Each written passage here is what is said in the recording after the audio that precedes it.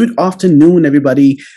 This is Trading with Tarun special video on Bank Nifty Components Bank.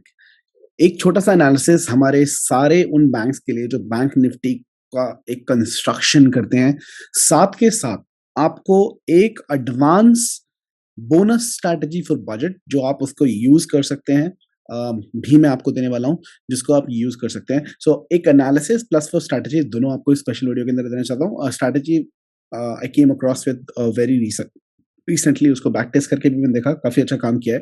सो उसको भी हम अपना बेस बना के काम कर सकते हैं. उससे पहले गाइस इस वीडियो को लाइक करना ना भूलें, शेयर करें अपने फ्रेंड्स एंड फैमिली के साथ में, और अगर आप हमारे चैनल पर नए हैं तो सब्सक्राइब करना ना भूलें. ट्रेडिंग विद तरुण की लर्निंग एप्लीकेशन को डाउनलोड जरूर करें, क्योंकि आपको वहां पर डेली बेसिस पे नोटिफिकेशंस के रूप में tips on what's happening in the market मिलती रहेंगी. चलिए बिना किसी टाइम को वेस्ट किए शुरुआत करते हैं आज के सेशन की और देखते हैं क्या सेटअप बन रहा है. सबसे पहले हम बात कर लेते हैं इस बजट स्ट्रैटेजी की. बजट स्ट्रैटेजी जो एक एडवांस अलग से स्ट्रैटेजी मैं आपको देने वाला हूं. मैंने आपको ऑलरेडी वीडियो बना के दो स्ट्रैटेजी ऑलरेडी दे दी है बजट स्ट्रैटेजी की. एक है हमारी एस्ट्रो की स्ट्रैटेजी जो आप यूज कर सकते हो, लिंक डिस्क्रिप्शन में है, वीडियो में आप देख सकते हो. सेकंड जो स्ट्रैटेजी मैंने आपको दी है स्ट्रैंगल की स्ट्रैटेजी है, जिसके अंदर आप call report same strike price का एटीएम का बाय कर सकते हो. दोनों केसेस के अंदर आपको अच्छा प्रॉफिट हो सकता है, तो वो दोनों स्ट्रैटेजी आप जरूर देख लीजिएगा. थर्ड जो बोनस स्ट्रैटेजी गाइस देने वाला हूं मैं, ये होने वाली है बहुत ही खास स्ट्रैटेजी, क्योंकि ये स्ट्रैटेजी बेस्ड है मेरी एक और स्ट्रैटेजी पर जो मैंने पहले लॉन्च की और हमारे यूट्यूब चैनल पे अवेलेबल है. इसको हम बोलते हैं MPC. What is MPC? MPC stand for Magic of Price Consolidation. जी हाँ, मैजिक ऑफ प्राइस कंसोलिडेशन. मेरा ये ऑब्जर्वेशन है कि बजट डे के दिन या ऐसे किसी दिन जहां पर वॉलेटिलिटी काफी हाई होती है, उस दिन मार्केट एक अच्छा मूव देने से पहले एक कंसोलिडेशन जरूर करता है, और इस पर्टिकुलर कंसोलिडेशन को, जिसको आप रेंज भी बोल सकते हो, एक रेंज का जब वो ब्रेकआउट देगा तो आप उसको कैप्चर करके अच्छा मोमेंटम ले सकते हो. सो इसको कैसे कैप्चर करना है, क्या तरीका रहेगा, उसको हम चार्ट के ऊपर समझ लेंगे. इसको हम range bound range breakout strategy भी बोल सकते हैं. ठीक है, आरबीएस रेंज ब्रेकआउट स्ट्रैटेजी. सो जो रेंज है वो ब्रेकआउट देगा या ब्रेक डाउन देगा. दोनों केसेस में वो रेंज टूटने के बाद आपको एक अच्छा मोमेंटम कैप्चर करने का मिलेगा और आप अच्छा पैसा बना सकते हैं. ये स्ट्रैटेजी रहेगी सेफ ट्रेडर्स के लिए. ठीक है, जो भी हमारे सेफ ट्रेडर हैं और करना चाहते हैं, वो हमारी एमपीसी स्ट्रैटेजी जो कि मैजिक ऑफ प्राइस कंसोलिडेशन, उसको फॉलो करके पैसा बना सकते हैं. ठीक है, क्या है ये स्ट्रैटेजी गाइस, ध्यान से सुनते हैं. तो गाइस इसको यूज करने के लिए सबसे पहले आपको यूज करना है चार्ट 15 मिनट्स का. ठीक है, 15 मिनट्स का आपको चार्ट यूज करना है, और 15 मिनट्स का चार्ट यूज करने के बाद आपको वेट करना है एक कंसोलिडेशन का. ये देख रहे हैं यहाँ पर कंसोलिडेशन. तो आपको क्या करना है गाइस, आपको वेट करना है 11 AM की कैंडल के फॉर्मेशन का. अब बोलेंगे 11 क्यों? बजट के दिन तक जो भी आपका मोमेंटम है वो 11 बजे के बाद ही आपको देखने को मिलता है. ये आप नोटिस करेंगे पिछले कैंडल को, अगर रीटेस्ट करके देखेंगे, रीचेक करके देखेंगे डेटा को, तो आपको पता लगेगा 11 बजे के बाद में ही आपको एक अच्छा मोमेंटम आता हुआ दिखाई देता है. सो आपको क्या करना है, 11 AM की जो आपकी कैंडल है उसको आपको आइडेंटिफाई करना है. ठीक है, उसको आपको आइडेंटिफाई करना है और उसको उसका हाई और लो मार्क करना है. ठीक है, 11 बजे की कैंडल कहाँ है गाइस, 11. ठीक है, 11. सो ये बेसिकली यस्टरडे की कैंडल है. आपको क्या करना है, 11 बजे की कैंडल का बनने का करना है इंतजार. तो जैसे ही 11 बजे की कैंडल बन जाती है, उसके आपको हाई और उसके लो को मार्क करना है. ठीक है, उसके हाई और उसके लो को मार्क करना है और उसके हिसाब से आपको ट्रेड करना है. अगर उसके ऊपर कोई कैंडल क्लोज हो जाती है हाई के ऊपर, आप वहां पर एंट्री ले सकते हो. बैंक निफ्टी के अंदर नहीं, आपका टारगेट क्या रहेगा, 250 पॉइंट्स. ठीक है guys, from the candle high, अगर मान लीजिए यहाँ पर 38,000 आपका प्राइस है, तो 38,000 के ऊपर 38,250 आपका पहला टारगेट रहेगा. ये आप ले सकते हो एज योर फर्स्ट टारगेट. इसके ऊपर 250 पॉइंट्स आपका दूसरा टारगेट भी रह सकता है. ठीक है, यहाँ पर 250 तो मतलब 38,500 आपका दूसरा टारगेट ऊपर की तरफ बिल्कुल हो सकता है. लेकिन आपको इससे प्ले आउट कैसे करना है, मान लीजिए अगर हम यहाँ पर आपने जैसे यहाँ पर आपने 10 लॉट लिए या 4 लॉट लिए, जैसे भी आपने ट्रेड किया है, जो भी क्वांटिटी आपने यहाँ पर बाय की है, आपको 50% क्वांटिटी अपने फर्स्ट टारगेट के ऊपर बुक कर लेनी है. ठीक है, 50% क्वांटिटी अपने फर्स्ट टारगेट पे बुक कर लेनी है और जब यहाँ पर आ जाएगा एटलीस्ट 50 पॉइंट्स नीचे अपना स्टॉप लॉस लगा लेना है। पहले आपका स्टॉप लॉस रहेगा इस कैंडल के नीचे, इस कैंडल के लो को आप स्टॉप लॉस लगा के चलेंगे, ठीक है। बाद में जब ये फर्स्ट टारगेट अचीव हो जाएगा तो आपको फर्स्ट टारगेट के 50 पॉइंट्स नीचे अपना स्टॉप लॉस लगा देना है और 50% प्रॉफिट यहीं पे बुक कर लेना है, ठीक है। और 50% प्रॉफिट को आपको ट्रेल करना है अपने सेकंड टारगेट के लिए जो कि है 30,500। तो टोटल हम 250 पॉइंट्स का पहला टारगेट और 250 पॉइंट्स का दूसरा टारगेट एम करेंगे जहां पर भी हमारी एंट्री होगी उसके ऊपर। तो टोटल हम एटलीस्ट 500 पॉइंट का को एम करेंगे स्ट्रैटेजी को यूज करके, ठीक है। समरी में देता हूं आपको कैसे यूज करना है स्ट्रैटेजी का। 11 AM की कैंडल का बनने का करना है आपको इंतजार। जैसे ही 11 AM की कैंडल बन जाती है उसके हाई और लो को मार्क करना है, ठीक है। तो 11 AM की कैंडल का इंतजार करना है, कर लिया। हाई एंड लो मार्क करना है, ठीक है, मार्क करना है, ये भी कर लिया। इसके ब्रेकआउट के ऊपर कोई भी कैंडल क्लोज होती है, इसके नीचे कोई भी कैंडल क्लोज होती है, आपको बाय करना है सेम 15 मिनट्स के चार्ट के ऊपर। Don't forget this is 15 minutes chart, ठीक है। और आपको करना है टारगेट क्या होगा 250 पॉइंट ऊपर की तरफ, 500 पॉइंट का टारगेट बेसिकली, 250 पॉइंट का पहला 250 का फर्स्ट टारगेट, 250 का सेकंड टारगेट एंड नीचे की तरफ भी सेम होगा गाइस, 250 का पहला टारगेट एंड 500 का दूसरा टारगेट। लेकिन आपको क्या करना है, जब भी फर्स्ट टारगेट आपका मैट होगा आपको 50% ऑफ योर क्वांटिटी बुक कर लेनी है, ठीक है। 50% ऑफ द क्वांटिटी बुक कर लिया और सेकंड टारगेट के लिए आपको ट्रेल करना है अपना सेकंड टारगेट के लिए आपको ट्रेल करना है अपने लॉट्स को, जो आधे लॉट्स है। अगर आपने मतलब 10 लॉट लिए तो 5 लॉट बुक करने हैं और 5 लॉट को ट्रेल करना है, ठीक है। ये सिंपल सी स्ट्रैटेजी रहेगी। I hope this is clear to you guys. It's a bonus strategy. We will only be using this particular strategy on a very high volatile day. और बजट का जो दिन है वो एक बहुत ही ज्यादा वॉलेटाइल रहने वाला है दिन है। सो आपको काफी अच्छा वन साइड ऑप्शन बाइंग के अंदर मोमेंटम मिल सकता है, ठीक है। ये गाइस रही हमारी बोनस स्ट्रैटेजी जो मैं आपको अलग से देना चाहता था। हमने जो बोनस की स्ट्रैटेजी, जो बजट डे की स्ट्रैटेजी डिस्कस किया, उसके अलावा एक और स्ट्रैटेजी मैंने आपको दे दिया। I hope you like it. Comment section में जरूर बताइएगा तीनों में से कौन सी स्ट्रैटेजी आपकी फेवरेट है। एस्ट्रो स्ट्रैटेजी, स्ट्रैडल आपका फेवरेट है, एस्ट्रो स्ट्रैटेजी फेवरेट है, या एमपीसी, तीनों में से कौन सा है। हैशटैग बता दीजिएगा, हैशटैग एमपीसी, हैशटैग एस्ट्रो या हैशटैग स्ट्रैडल, लॉन्ग स्ट्रैडल। आपका कौन सा स्ट्रैटेजी फेवरेट है बजट में से तीनों, तो आपको सबसे ज्यादा अच्छा लगा मुझे कमेंट सेक्शन में इस वीडियो के जरूर बताइएगा। चलिए डिस्कस करते हैं बैंक निफ्टी के कंपोनेंट बैंक किस तरीके की फॉर्मेशन बना रहे हैं और कर रहे हैं। मैं डेली चार्ट के ऊपर आ जाऊंगा और आपको दिखाना चाहूंगा। सबसे पहले हम बात करेंगे गाइस इंडसइंड बैंक की। मैं एनालिसिस ऑलरेडी कर चुका हूं थोड़ा सा, ताकि आपका टाइम ज्यादा वेस्ट ना हो और वीडियो ज्यादा लंबी ना हो, ठीक है। ये अगर आप देखेंगे तो गाइस एक पर्टिकुलर रेंज के अंदर फंसा हुआ है। इंडसइंड बैंक के जो रिजल्ट आए हैं, रिजल्ट काफी अच्छे आए हैं और बिकॉज रिजल्ट इसके काफी अच्छे आए हैं, मैं एक अच्छा मोमेंटम यहाँ पर एक्सपेक्ट कर रहा हूँ। यहाँ पर अगर आप देखेंगे तो ये इन्वर्टेड हेड एंड शोल्डर का भी एक पैटर्न बनाने की कोशिश कर रहा है। अगर इसका रेंज का ब्रेकआउट होता है और इस लाइन के ऊपर मार्केट जाती है विच इज 960 के आसपास, 950 960 के ऊपर अगर इंडसइंड बैंक निकलता है तो आपको एक अच्छा मोमेंटम ऊपर की तरफ ये देने की क्षमता रखता है। अच्छा मोमेंटम ऊपर की तरफ दिखा सकता है। कहां तक दिखा सकता है, एक अपनी मार्क के लीजिए, ये 948 950 का लेवल अगर ये इंडसइंड बैंक तोड़ के निकलता है, इसको मैं ब्लू कर देता हूँ गाइस, एक मिनट, ये निकलता है तो मार्केट आपको पहला टारगेट क्या देगी। एक इसका पहला टारगेट होगा ये वाली रेंज, ठीक है, 990 का टारगेट ये आपको बहुत ही इमीडिएटली दिखाएगा। उसके बाद ये एक रेजिस्टेंस बनेगा 1044 का, उसके बाद आपका ये हाई 1128 का। और मैं आपको ये बताना चाहता हूँ मेरी जो स्ट्रैटेजी है, एक strategy call billionaire trading strategy, इसके बाद एक्चुअली वो एक्टिवेट हो जाएगी। उसके 1186 तक के टारगेट निकल के आ रहे हैं। और अगर आप देखेंगे तो इस जगह पर इंडसइंड बैंक ये गैप भी छोड़ के गया है और ये गैप फिल होने के बहुत ज्यादा चांसेस हैं। तो ये गैप भी फिल हो सकता है और उसके टारगेट भी एग्जैक्टली यहीं तक के ही आ रहे हैं मेरी बिलियनर ट्रेडिंग स्ट्रेटजी के, जिसका ब्रेकआउट ये 4 आवर के टाइम फ्रेम के अंदर देने वाला है, ठीक है। तो अगर मार्केट 950 के ऊपर मार्केट कैंडल क्लोज करता है और सस्टेन करने की कोशिश करता है तो उसके एक स्विंग ट्रेड के हिसाब से काफी अच्छे टारगेट्स निकल के आ रहे हैं। इन शॉर्ट ये बुलिश मोमेंटम दिखा रहा है। इंडसइंड बैंक वीक कहाँ हो सकता है, अगर ये अपने इस ऑल टाइम, काफी टाइम से जो लाइन है इसको सपोर्ट करती आ रही है। इस लॉन्ग टाइम लाइन को अगर ये तोड़ देता है नीचे की तरफ, जिसका नाम है 826, इसके नीचे जाता है तो ही ये बहुत ज़्यादा वीक होएगा, लेकिन इसके नीचे जाने के मुझे आसार नहीं दिख रहे हैं। अगर आप यहाँ देखेंगे, इसने कैंडल फॉर्मेशन की बात करूँ तो इसने एक शूटिंग स्टार कैंडलस्टिक पैटर्न का फॉर्मेशन किया है, जो कि एक नेगेटिव कैंडलस्टिक पैटर्न है।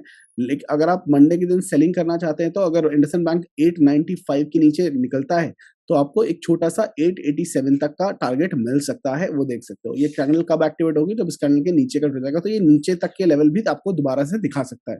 सो फिलहाल के लिए नेगेटिव तब होगा जब ये 895 के नीचे चला जाएगा, तो इसका ध्यान रखिएगा। और अगर ये इस हाई टूटता है 924 का, तो ऑफ कोर्स ये बुलिश है, इस लाइन तक आपको देखने को मिल सकता है। That's the first bank, IndusInd bank, जो 70% बुलिश मुझे दिखाई दे रहा है और 30% बेरिश दिखाई दे रहा है। कोटक बैंक की मैं बात करूंगा, इस कोटक बैंक ने भी एक shooting star type of candle, Doge mix candle बनाई है। Candle is not clear, but ये एक ट्रेंड लाइन को फॉलो कर रहा है। और अगर इस ट्रेंड लाइन को मैं फॉलो करने की कोशिश करूं और आपको देखोगे तो यहाँ पर भी आपको एक inverted handle, head and shoulder का फॉर्मेशन बनता हुआ दिखाई देगा। अगर आप इसको खाली कप एंड हैंडल देखते हैं, इन्वर्टेड हेड एंड शोल्डर है, आप दोनों तरह से देख सकते हैं, ठीक है। और ये बुलिश चैनल एकदम ट्रेंड लाइन के ऊपर आया, यहाँ से एक रिजेक्शन मिला है। जब तक मार्केट इस लाइन के ऊपर से नहीं निकलती है, और ये लाइन का लेवल क्या है, ये लाइन मान लीजिए ये वाला लेवल है 1965, 1965 के ऊपर ही जो कोटक बैंक है वो बुलिश होगा। उसके ऊपर हम बाय की सोचेंगे, और मार्केट आपको इसके बाद का जो टारगेट आएगा 2043 और 2124, और उसके बाद हाई का टारगेट 2194 तक के टारगेट ऊपर की तरफ दिखा सकता है, ठीक है। इसके बारे में हमें नजर बना के रखनी पड़ेगी। और साथ के साथ अगर मैं इसको एक और मार्क करने की कोशिश करूं तो गाइस, यहाँ से एक लाइन बन रही है, देखिए, ठीक है। तो ये एक सिमेट्रिकल ट्रायंगल टाइप की फॉर्मेशन भी बन रही है। अगर मार्केट इसको इसको ब्रेकआउट देता है तो ये अपने इसका टारगेट क्या निकल के आ रहा है, फर्स्ट टच से अगर मैं लेके चलूं तो यहाँ से इसका टारगेट और ऊपर तक निकल गया 231, ये इसका टारगेट, फाइनल टारगेट निकल के आ रहा है 2315। अगर ये ऊपर की तरफ टूटता है तो ये बुलिश भी बता रहा है। अगेन सेम चीज जो यहाँ पर भी नोटिस करने के लिए है कि ये बैंक भी 70% बुलिश और 30% बेरिश फॉर्मेशन बना रहा है। तो 70-30 का जो प्रिंसिपल है वो यहाँ पर भी काम कर रहा है काफी हद तक, ठीक है। इसके बाद की जो मैं बात करूँ, सारे बैंक्स के अंदर गाइस सबसे ज्यादा जो बुलिश बैंक मुझे दिखाई दे रहा है वो दिखाई दे रहा है एक्सिस बैंक। अगर आप देखेंगे तो इसने एक कप एंड हैंडल बेसिकली बनाया था, इसका ब्रेकआउट उसने दिया है, और ब्रेकआउट देने के बाद एक अच्छी वॉल्यूम के साथ इसने ब्रेकआउट दिया, उसको रीटेस्ट करने के लिए आ सकता है, आपको इस लेवल में मिल सकता है और ये वापस ऊपर की तरफ जा सकता है, ठीक है। और सारे बैंक्स के अंदर मैंने बोला है कि दो ही बैंक ऐसे हैं जो बहुत अच्छी बुलिश फॉर्मेशन बना रहे हैं, जिनके अंदर डिलीवरी बेस के ऊपर वॉल्यूम अगर आप देखेंगे तो बहुत ही ज्यादा वॉल्यूम के अंदर बाइंग हुई है डिलीवरी के अंदर, ठीक है। ये देखिए वॉल्यूम थ्रू द रूफ है, बहुत दिनों बाद ऐसी कुछ बाइंग हुई थी, और मुझे ये फेक बाइंग बिल्कुल नहीं लग रही है। सो अगर बैंकिंग सेक्टर के अंदर पैसा लगाने की बात है तो मैं एक्सिस बैंक और दूसरा बैंक जो मेरा है वो एसबीआई बैंक के अंदर ट्रेड करने की कोशिश करूंगा। तो ये भी 90% बुलिश और 10% बेरिश दिखाई दे रहा है। तो इसका परसेंटेज मैंने आपके साथ शेयर कर दिया है। एक बैंक है गाइस सारे बैंक्स के अंदर जो अभी फिलहाल साइडवेज है, इट्स नॉट क्लियर, और आप देखेंगे कप एंड हैंडल टाइप की फॉर्मेशन बनाने की कोशिश कर रहा है, लेकिन इसका जो स्ट्रक्चर है मोर लेस बैंक निफ्टी की तरह ही दिखाई पड़ रहा है। और अगर आप देखेंगे तो ये एक यहाँ पर कप एंड हैंडल तो है ही, यहाँ पर एक बुलिश फ्लैग बनाने की कोशिश कर रहा है, और जैसे ही इस फ्लैग का ब्रेकआउट होता है, ठीक है, क्लोन कर लेते हैं इसको, जैसे इसका ब्रेकआउट होता है आईसीआईसीआई बैंक कौन से लेवल के ऊपर, ये लेवल 807 के ऊपर, 807 के ऊपर आपको ऊपर की तरफ 897 के लेवल दिखा सकता है, ठीक है। हालांकि ये थोड़ा सा साइडवेज है, बेरिश इंगल्फिंग पैटर्न बनाया है, यहाँ पर नेगेटिव जरूर है। तो ये बेसिकली 60-40 है, 60% बुलिश एंड 40% बेरिश पैटर्न बना रहा है। सो आईसीआईसीआई बैंक की परसेंटेज हो गई है 60-40, 60% बुलिश, 40% बेरिश। बात करते हैं सेकंड हाईएस्ट बुलिश बैंक की, जिसका नाम है स्टेट बैंक ऑफ इंडिया। इसकी इसकी बेसिकली मैं ऑलरेडी पोजीशन कैरी कर रहा हूँ। सेम वे में इसने एक कप एंड हैंडल का फॉर्मेशन किया। पहले इसमें डब्ल्यू का टारगेट भी दिया था, यहाँ पर एंट्री आपको बताई थी, इसने डब्ल्यू का पूरा टारगेट दिया है वहां से निकल के। इसकी भी काफी अच्छी जो ब्रेकआउट की कैंडल है, इसकी वॉल्यूम देखेंगे तो पिछली कैंडल से काफी ज्यादा वॉल्यूम के अंदर डिलीवरी के अंदर बाइंग हुई है। सो बहुत इन्वेस्टमेंट है। ब्रेकआउट देने के बाद इसने एक वापस रिटेस्ट करने का कोशिश कर रहा है और यहाँ से वापस दोबारा निकल सकता है। और इस कैंडल के हाई के ऊपर 536 के ऊपर ये डेफिनेटली एक बाय बनता है, जहां पर आप अपना बाइंग कर सकते हैं। दूसरी बाइंग अपॉर्चुनिटी आपको ट्रेंड लाइन के ऊपर मिलेगी। अगर स्टेट बैंक ऑफ इंडिया आपको 510 से 520 के बीच में मिलता है, you can definitely put your hands into it and you can buy it for a longer period itself. ठीक है, इसके बाद का बैंक की बात करेंगे एयू बैंक। ठीक है, एयू बैंक की अगर हम बात करें तो कैसे एक बेरिश चैनल के अंदर ये ट्रेड कर रहा था। बेरिश चैनल के अंदर एक ट्रेड कर रहा था, इसका बहुत ही अच्छी वॉल्यूम के साथ में इसने ब्रेकआउट दिया, वापस आया, इसने एक्जैक्टली उसी पॉइंट से रिटेस्ट किया।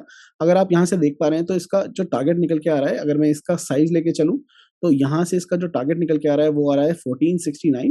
तो एयू बैंक काफी स्ट्रांग लग रहा है, जो मुझे 80% 90% बुलिश एंड 10% बेरिश लग रहा है। 1467 के इसका टारगेट निकल के आ रहा है ऑलरेडी। लेकिन अगर आप देखेंगे यहाँ पर डबल पैटर्न की कॉन्फर्मेशन है, क्योंकि यहाँ पर एक और पैटर्न बन रहा है जिसका नाम है फ्लैग पैटर्न। ठीक है, अगर आप इसको यहाँ से कोशिश करेंगे तो उसने इसका भी ब्रेकआउट देने की कोशिश की थी, सस्टेन नहीं कर पाया और ये वापस आ गया। अब इस कैंडल के हाई के ऊपर अगर निकलता है 1300 के ऊपर अगर निकलने की कोशिश करता है, तो ये मान के चलो कि आपको ये ऊपर के लेवल दिखा सकता है। और जो लेवल टारगेट हमारा ऑलरेडी फरवरी एंड का मैंने दिया है एयू बैंक का, जो टर्म मुझे आता हुआ दिखाई दे रहा है 15,050 का टारगेट मैंने आपको ऑलरेडी एयू बैंक का दे रखा है फरवरी एंड से पहले पहले।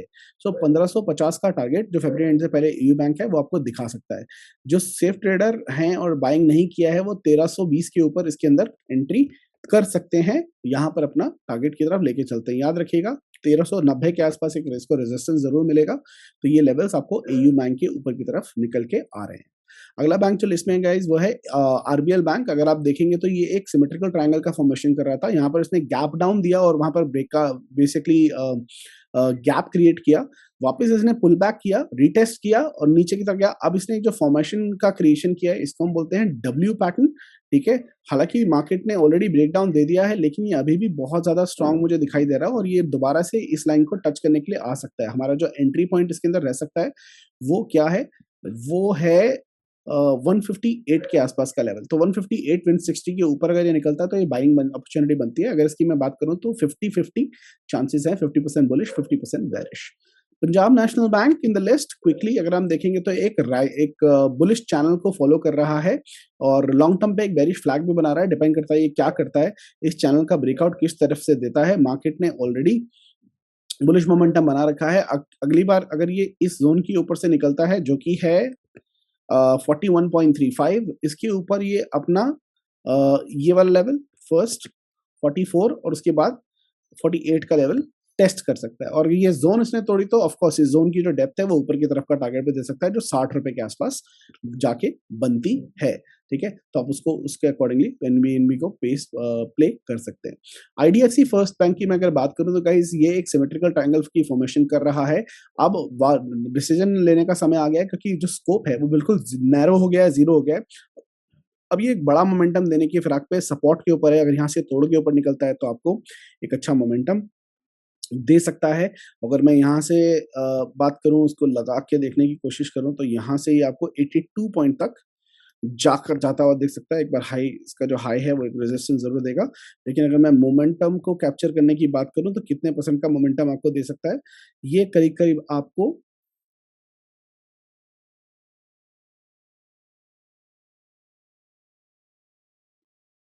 अच्छा मोमेंटम दे सकता है गाइस ये।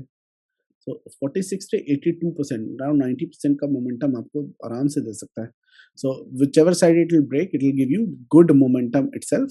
ठीक है, ये बैंक है। Last but not the least is the Baahubali of bank Nifty called HDFC bank. HDFC bank के मैंने लास्ट में क्यों लिया, इसके बीच में रीजन मैं बताना चाहूंगा। एचडीएफसी बैंक का इस पहले एक फॉर्मेशन बनाया था, अगर आपको याद हो तो हमने इसको डिस्कस भी किया था। यहाँ पर इसने एक हेड एंड शोल्डर फॉर्मेशन किया था। हमने डिसाइड किया था कि अगर ये इसको ब्रेक डाउन देता है तो ये वहां पर रिटेस्ट करेगा और एक बड़ा फॉल नीचे की तरफ आ सकता है। लेकिन बैंक निफ्टी ने अपने आप को संभाल लिया था। एचडीएफसी बैंक ने इस नेक लाइन को रिस्पेक्ट करते हुए वहीं से बाउंस ले लिया था और ये नहीं टूटा था। अब वापस से अगर आप देखेंगे तो बैंक निफ्टी ने एक और बार उसी पैटर्न का फॉर्मेशन दोबारा किया है, जो सबसे ज़्यादा डराने वाली बात है और सबसे नेगेटिव चीज़ वही है। अगर मैं इसकी बात करूँ तो एचडीएफसी बैंक 70% बेरिश है और 30% बुलिश है। इकलौता है, लेकिन ये बाहुबली है, सबसे ज़्यादा वेटेज इसकी निफ्टी एंड बैंक निफ्टी के अंदर है। अगर बैंक निफ्टी नीचे की तरफ आती है तो उसके गिरने के अंदर सबसे ज़्यादा बड़ा हाथ सिर्फ और सिर्फ एचडीएफसी बैंक का होगा, क्योंकि अगर ये हेड एंड शोल्डर नीचे की तरफ टूटता है तो बहुत ज़्यादा तबाही लेके आ सकता है, because HDFC bank is very weak. ठीक है? मैं यहाँ पर आपको ज़ोन बना के दिखा देता हूँ, कौन-सी नेकलाइन बनती है। ये इसका बनता है नेकलाइन का ज़ोन। अगर ये थोड़ा-सा इसको स्ट्रेच करूँ तो आपको यहाँ से भी दिखाई देगा, ये एक ऑलमोस्ट सिमेट्रिकल ट्रायंगल भी बन चुका है। ठीक है? यहाँ से सिमेट्रिकल ट्रायंगल भी बन चुका है और यहाँ पर हेड एंड शोल्डर भी बन चुका है। अब ये जिस तरीके से ब्रेकआउट देगा, आपको एक अच्छा मोमेंटम देखने को मिलेगा नीचे या ऊपर की तरफ, और मैं यहाँ से मिनिमम टारगेट आप लेके चल सकते हो। फर्स्ट टच से नीचे की तरफ अगर यहाँ टूटता है तो आपको 1170 के आस-पास तक का टारगेट एचडीएफसी बैंक नीचे की तरफ दिखा सकता है, और अगर ये ऊपर की तरफ निकलता है, वापस टूटता है, तो आपको दोबारा से इस वाला हाई जो 1724 1724 का जो हाई है और उसके फर्स्ट टारगेट और 1823 का आपका दूसरा टारगेट बनता है।